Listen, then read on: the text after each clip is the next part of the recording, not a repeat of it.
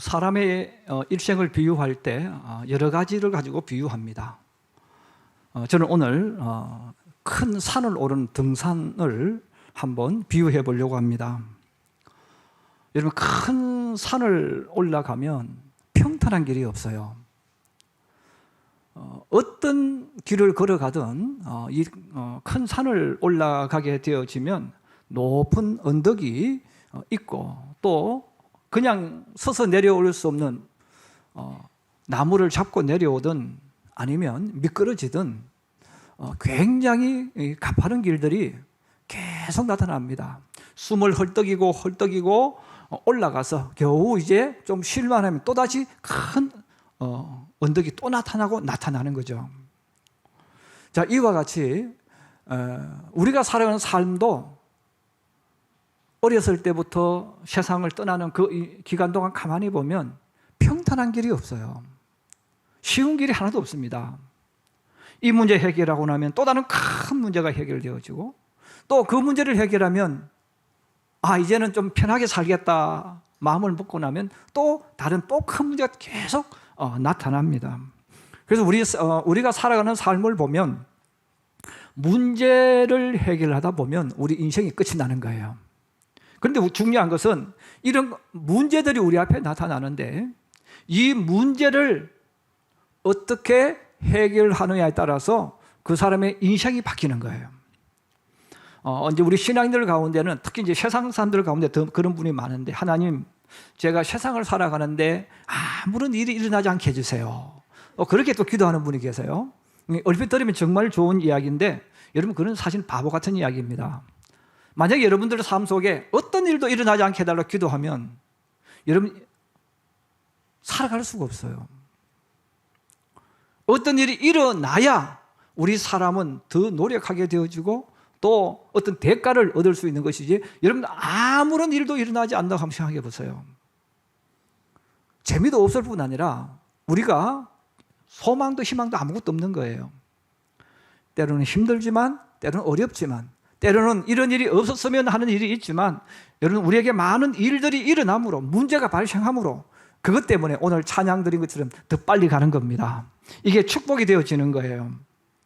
그러므로 우리는 우리가 살아가는 삶 속에 왜 나만 이럴까라는 생각보다는 이런 문제들이 일어났을 때 내가 어떤 생각과 어떤 자세를 가지고 이 문제를 극복할 것인가, 이 문제를 해결할 것인가, 이게 더 중요하다는 거죠. 자, 그러면 우리가 자녀 교육도 마찬가지죠. 또 우리가 이 땅에 사는 동안 성공이라는 초점을 항상 이야기하잖아요. 성공하려면, 물론 성공은 어디서까지냐, 성공은 사실 답이 없는 거지만, 어쨌든 성공하는 내 인생을 만들려면 내가 어떻게 해야 될 것인가, 또 내가 남들보다 더 행복하게 내 미래를 만들어 가려면 어떻게 해야 되는가, 내게 축복이 오게 하려면 어떻게 해야 되는가, 이런 수많은 문제들이 있는 거예요. 그런데 정답이 없다는 거예요. 정답에 가까운 곳은 있을지 몰라도, 여러분, 어떤 사람이 그렇게 했다고 해서 다른 사람이 꼭 그대로 하면 되는 게 아니에요. 또 그렇다고 안 되는 것도 아니에요. 정답이 있는 것 같기도 하고 정답이 없는 것 같기도 하고, 참으로 알쏭달쏭한 일들을 우리가 만나면서 우리가 걸어갑니다. 여러분들은 여러분 앞에 나타나는 그 문제들을 어떻게 해결하고 있습니까? 그리고 그 문제를 해결한 후에 여러분들에게 돌아오는 것들이 어떤 것이 됩니까? 손해입니까? 아니면 이익이 됩니까? 오늘 성경은 바로 선악과를 따먹고 하나님과 아담과 이브의 사이에 큰 문제가 발생했어요. 그래서 이 큰 문제를 만났을 때 아담과 이브가 문제 해결하는 방법과 하나님이 해결하는 방법이 있습니다. 곧 우리가 세상을 살아갈 때 어떤 문제를 만났을 때 사람의 방법으로 문제를 해결하는 방법과 하나님의 방법으로 해결하는 방법이 있다는 거예요.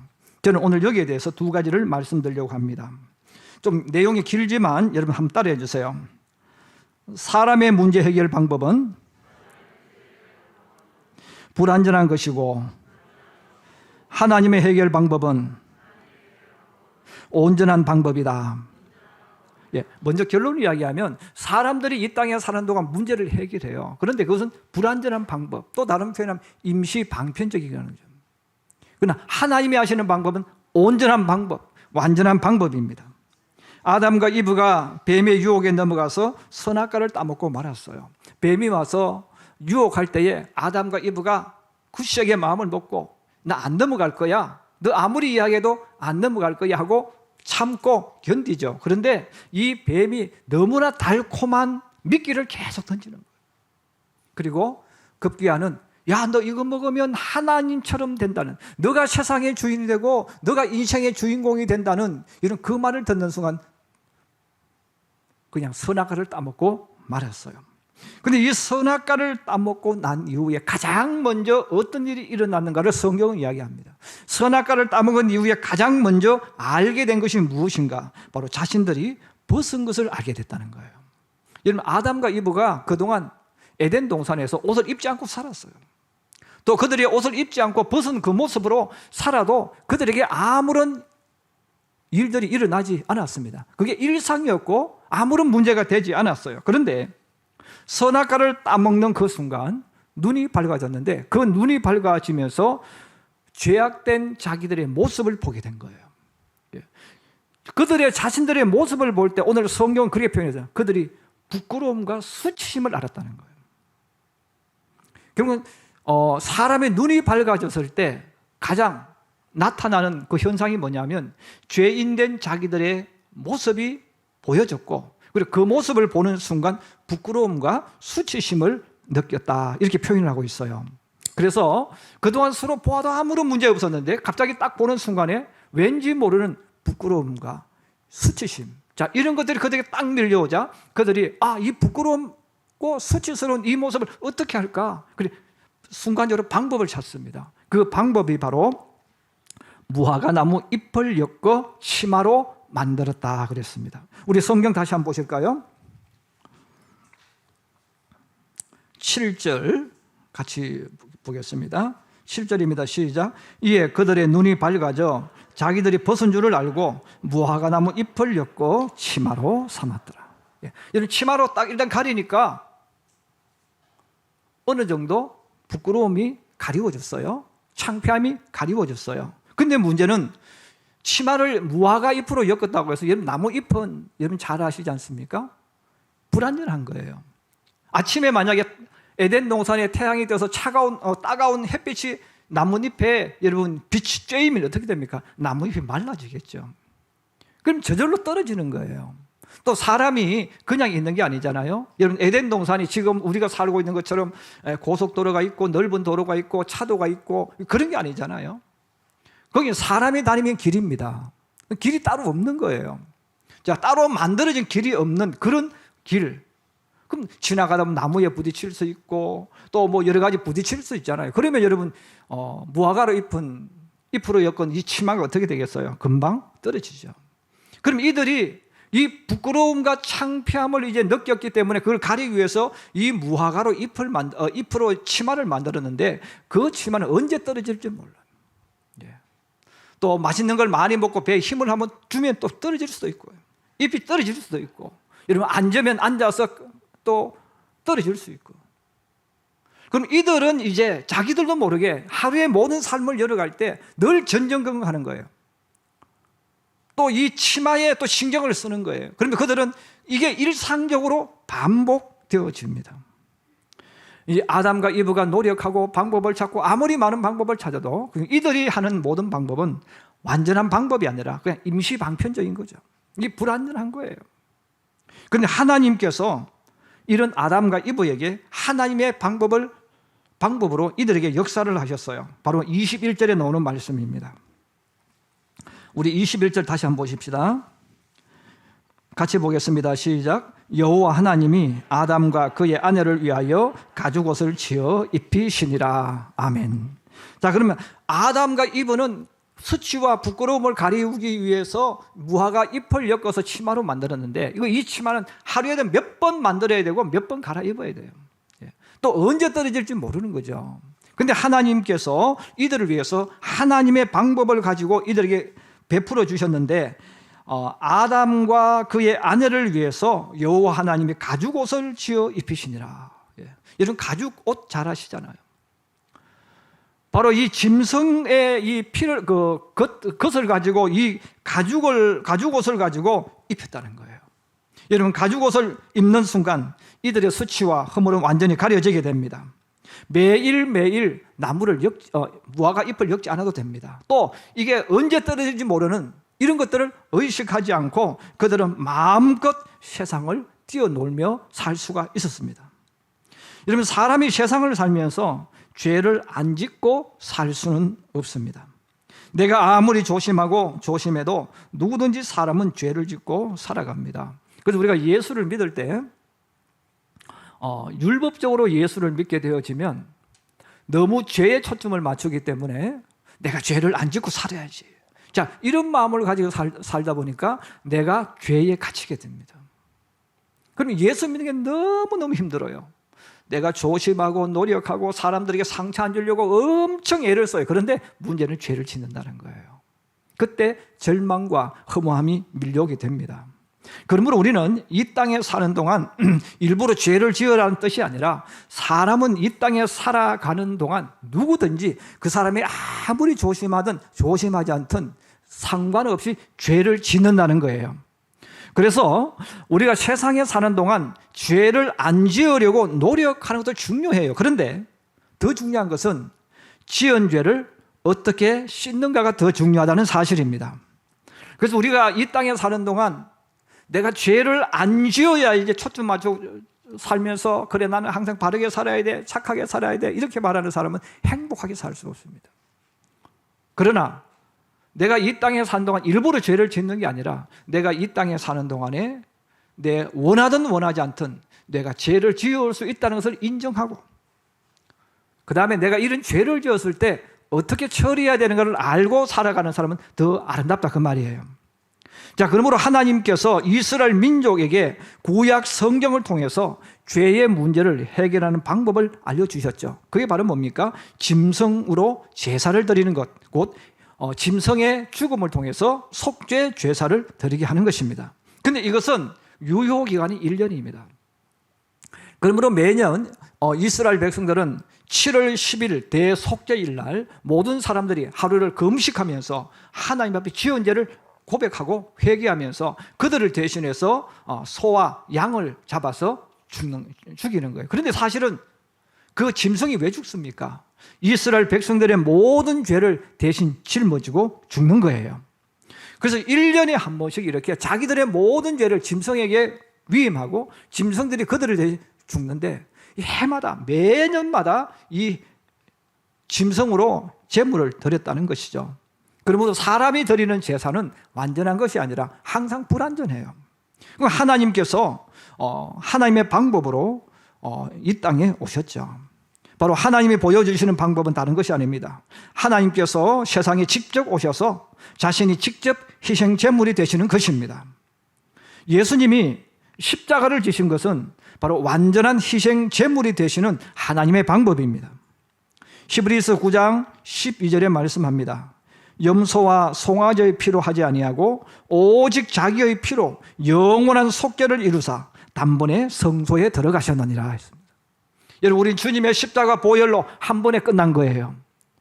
그러면 우리는 이스라엘 백성들처럼 매년 7월 10일 날 속죄하기 위해서 또 모이고 희생 제물을 드리는 것이 아니라 예수 그리스도의 보혈로 우리의 죄가 씻어졌다 그 말이에요. 예수님 때문에 이제 우리는 죄 문제가 완전히 해결된 하나님의 자녀가 되어졌습니다. 바로 하나님이 하시는 방법은 완전한 거예요. 그러나 우리 사람이 하는 것은 늘 불완전하기 때문에 또 하고 계속해서 우리는 무언가를 해야 되는 그런 삶을 살고 있습니다. 두 번째, 한번 따라해 주세요. 문제를 회피하거나 도망가는 사람. 예. 자, 우리가 어떤 문제를 만났을 때 우리 사람들이 죄 가운데 사는 사람들이 가지고 있는 좀 강하게 표현하면 비겁한 행동이고 자신의 비겁함으로 끝나는 게 아니라 자신의 인생을 망치고 자신의 미래를 망치는 것이 문제를 만나면 도망간다는 거예요. 아니 문제를 만나면 숨는다는 거예요. 아니 문제를 만나면 시선을 다른 데 돌리고 회피하는 거죠. 선악과를 따먹은 아담과 이브가 여러분 가장 먼저 무엇을 해야 됐을까요? 여러분 선악과를 따먹은 잘못을 했지만 아담과 이브가 가장 먼저 해야 되는 것은 하나님을 찾아가는 것입니다. 하나님을 찾아가서 하나님 앞에 하나님, 제가 아담과 이브와 제가 이런 일을 했습니다. 하나님, 우리를 벌 주세요 하고 하나님 앞에 가서 솔직하게 말하는 거예요. 자, 그런데 오늘 성경은 죄를 지은 사람들의 방법을 우리에게 알려줍니다. 우리 8절 한번 같이 다시 보겠습니다. 8절 같이 보십시다. 시작. 그들이 그날 바람이 불 때 동산에 거니시는 여호와 하나님의 소리를 듣고 아담과 그의 아내가 여호와 하나님의 낯을 피하여 동산 나무 사이에 숨은지라. 예. 여러분, 아담과 이브가 자기들이 잘못했어요. 큰 잘못을 저지른 거죠. 자, 이런 잘못을 저질렀을 때 아담과 이브가 선택하는 방법이 뭡니까? 하나님의 낯을 피해서 동산 나무에 숨었다, 이렇게 말했습니다.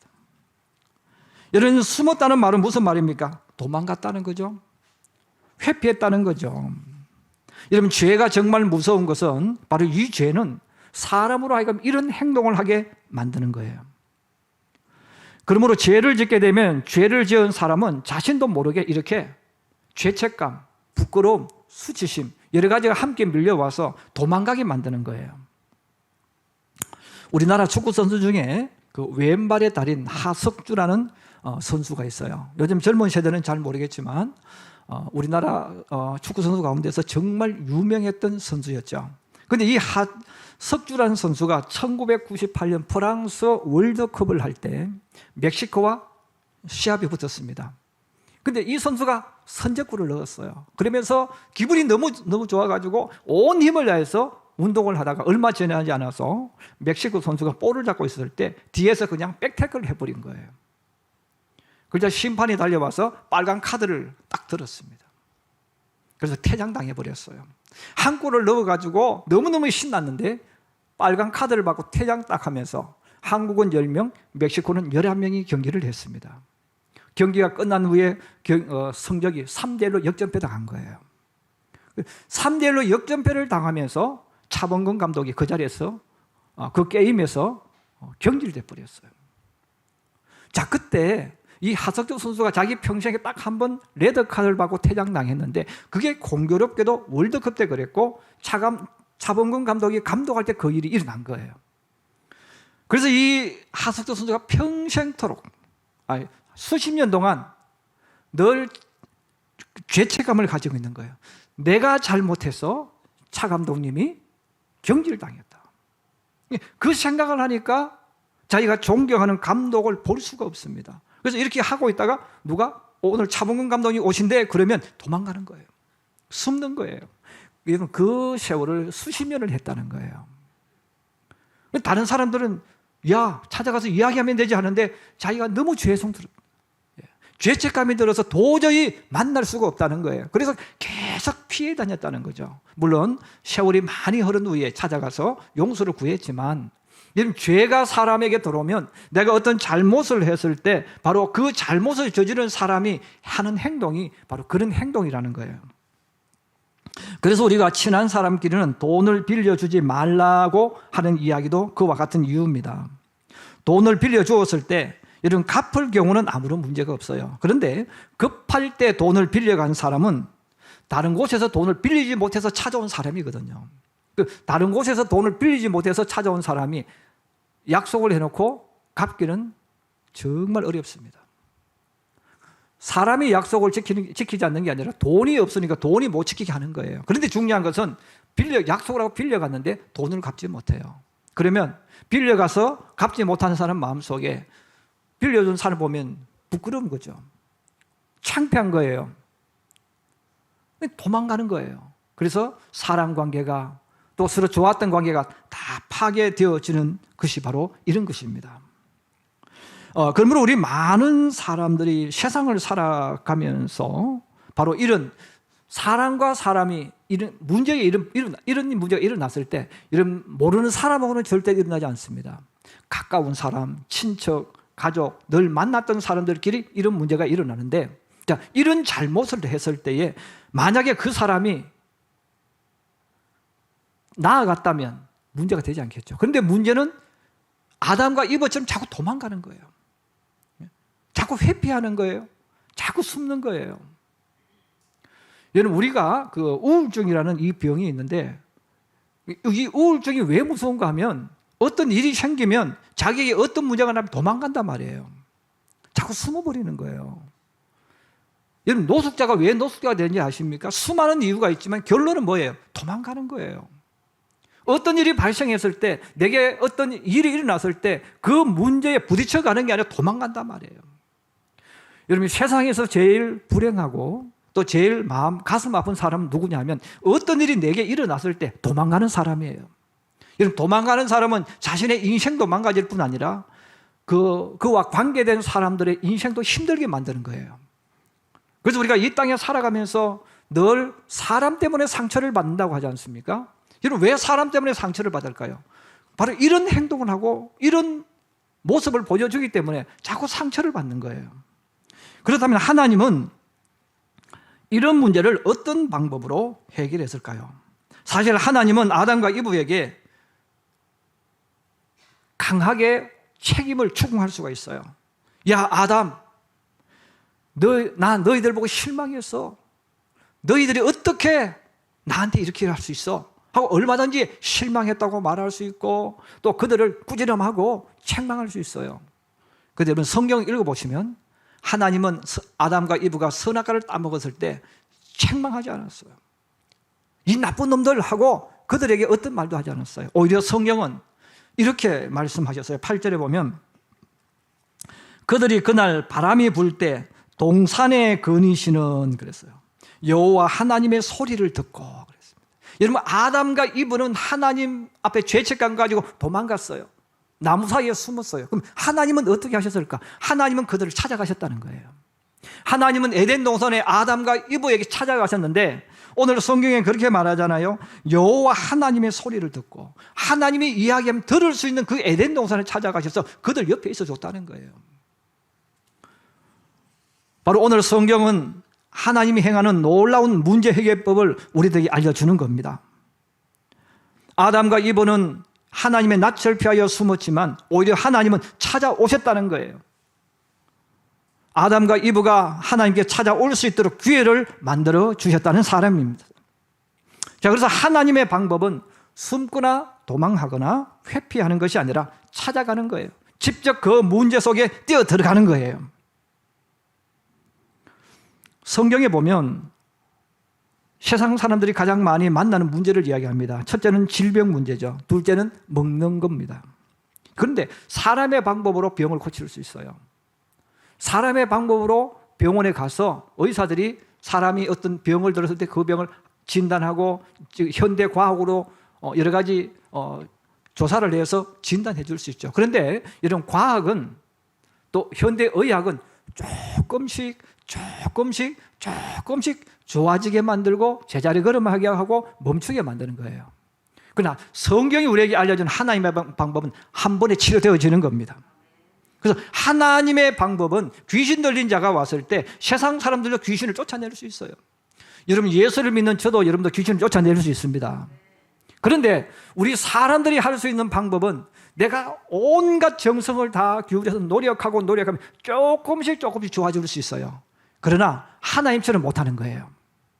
예수님께서 그 귀신 들린 자가 왔을 때 그냥 한마디 명령하시잖아요. 이 더럽고 악한 귀신아, 그 사람에게서 나오라. 주님 명령하실 때 즉각적으로 문제가 해결되어졌습니다.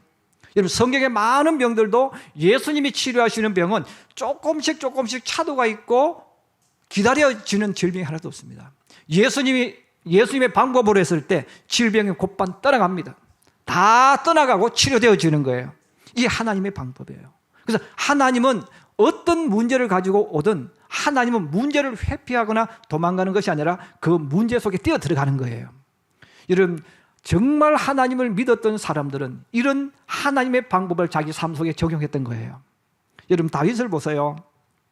다윗이 우리아 아내를 범하면서 큰 죄를 지었죠. 그때 하나님께서 나단 선지자를 보내서 비유를 들어서 이야기하시면서 말씀하잖아요. 너가 바로 그 놈이라고.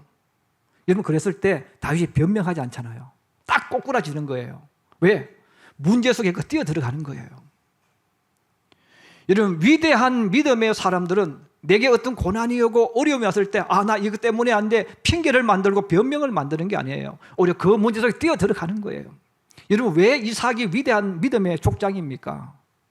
우물을 팔 때 계속 방해하잖아요. 계속 안 되게 만들잖아요. 그런데 안 되게 만들어도 이삭이 이거 안 돼 이렇게 말하지 않잖아요. 계속 우물을 파는 거예요.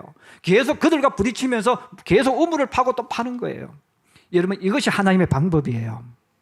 우리가 이 세상 살아갈 때 우리 신앙인들이 가장 많이 만나고 부딪히는 것은 사업을 하든 직장에 다니든 사람 관계예요.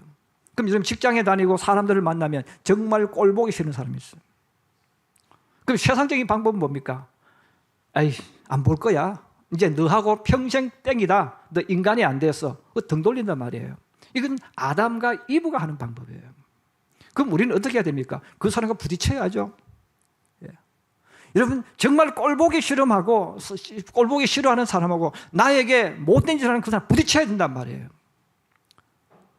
그걸 부딪히면서 그 사람으로 하여금 나에게 호감을 가지고 만들어줘야 돼요. 그럼 어떻게 해야 됩니까? 하나의 방법 그대로죠. 내가 찾아가는 거예요. 찾아갈 때 빈손으로 찾아가지 말고 커피 한 잔이나 들고 가서 주고. 그래서 여러분, 하나님의 방법은 도망가는 게 아니잖아요. 그런데 우리가 예수 믿는 분들 가운데도 자꾸 인간적인 방법 가지고 어떤 문제를 자꾸 해결하려고 하는 거예요. 그래, 너도 나 인사 안 했지? 나도 너한테 인사 안 할 거야. 여러분, 직장에서 그래 봐야 누가 손해입니까? 자기 손해잖아요. 근데 이게 한 번에 끝납니까? 아니죠. 계속 일어나는 거예요. 그래서 한 번 도망가는 사람은, 한 번 숨고 그 사람하고 이제 안 보려고 하는 사람은 또 만나면 또 그래 되어지는 거예요. 그럼 인간관계 다 망치죠. 자기 능력 발휘할 기회 다 사라지죠.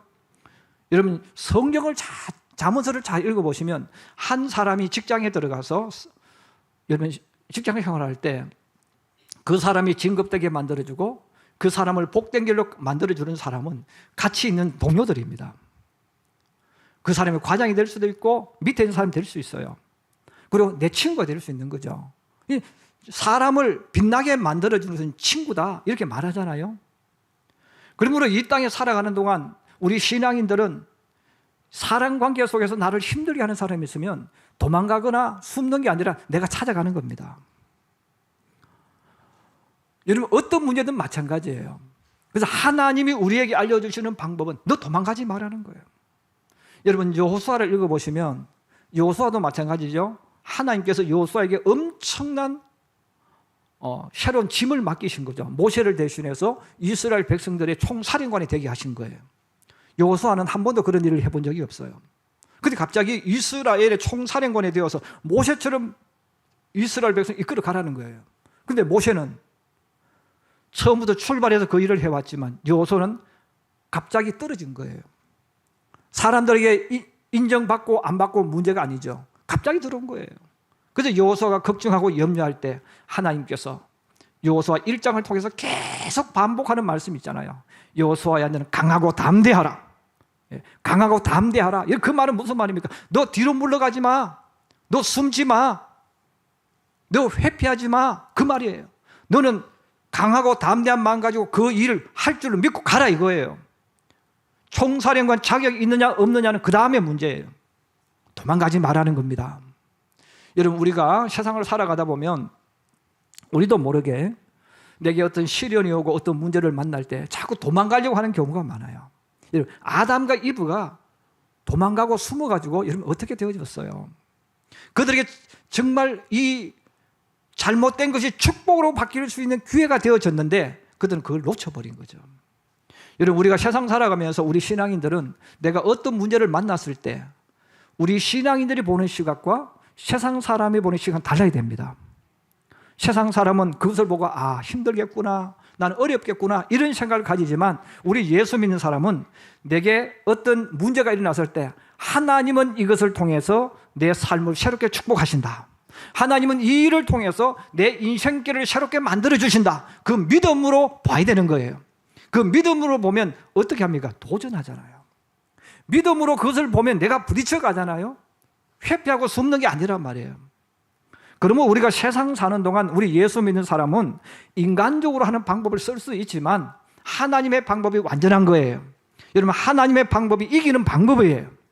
이런 부부관계, 자녀 교육하는 방법, 성경에 다 나와 있어요. 그런데 우리는 자꾸 왜 예수 믿으면서 어렵게 갑니까? 자꾸 인간적인 방법을 하는 거예요. 인간적인 방법이 틀리다고 성경은 말하지 않아요. 그러나 하나님의 방법과 비교하면 게임 자체가 안 된다는 거예요. 여러분, 오늘 우리가 선악과를 따먹은 아담과 이브가 하는 그 행동을 보면서 나는 그동안 어떤 문제를 만났을 때, 내게 어떤 일이 있었을 때 어떻게 했을까? 아담과 이브처럼 했다면 여러분, 이제 그것을 내려놓기를 바랍니다. 그리고 하나님이 보여주셨던 이 방법이 저와 여러분의 삶의 방법이 되기를 주의 이름으로 축복합니다. 그래서 이 하나님의 방법으로 나가면 안 될 것 같은데 되게 돼 있어요. 그래서 여러분, 하나님의 방법으로 하면 기적이 일어나는데 그 기적은 다른 게 아닙니다. 안 된다고 생각했던 게 되어지는 거예요. 안 된다고 생각했던 것, 일어날 수 없는 일이 일어날 때 우리는 기적이라는 단어를 쓰잖아요. 여러분, 성경은 기적의 이야기입니다. 다른 말로 표현하면 믿음의 사람들의 삶은 기적을 만들어내는 삶이에요. 여러분, 2022년도에 저와 여러분들이 생각하는 선 안에서 인생이 전개되는 게 아니라 여러분, 하나님이 만드시는 기적이 저와 여러분의 일상이 되기를 주의 이름으로 축복합니다. 여러분이 사업을 할 때에 그 사업의 현장에 기적이 일어나게 만들어야 돼요. 내가 걸어가는 인생길도 마찬가지예요. 기적이 일어나게 만들어야 돼요. 그 기적은 다른 게 아니잖아요. 하나님이 일하시는 거예요. 하나님의 방법으로 우리가 일을 할 때 하나님이 일으키는 놀라운 일들이 그분에게 일어날 줄로 믿습니다. 그 놀라운 것을 믿고 여러분, 하나님의 방법 가지고 여러분 직장과 사업장과 인간관계와 모든 것들을 열어가고 만들어가는 하나님의 사람, 예수의 사람들이 되기를 주의 이름으로 축복합니다. 축복합니다.